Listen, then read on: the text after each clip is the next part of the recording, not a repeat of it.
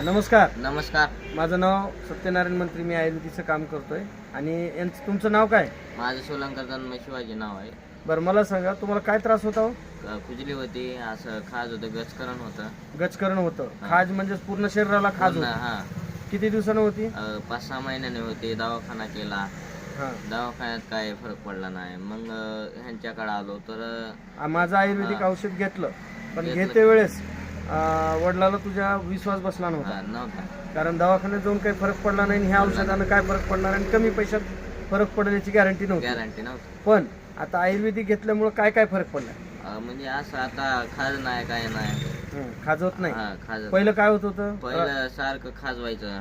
रात्री रात्री झोप यायची नाही. बरोबर, म्हणजे सारखं खाजवल्यामुळे रात्रात झोप येत झोप नव्हती. येत नव्हती. आता आयुर्वेदिक घेतल्यामुळे काय काय फरक पडलाय?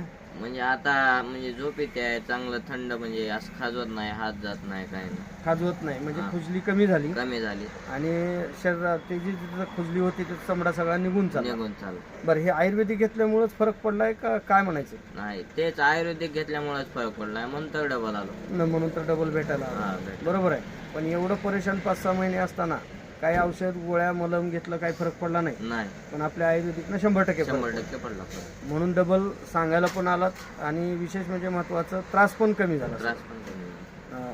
बरं, असं काही भरपूर जणांना गचकरण खाज आहे, त्यांना काय सांगू शकता? विश्वास ठेवून घ्यावं का नाही? विश्वास ठेवून घ्या, नक्की कमी होतंय.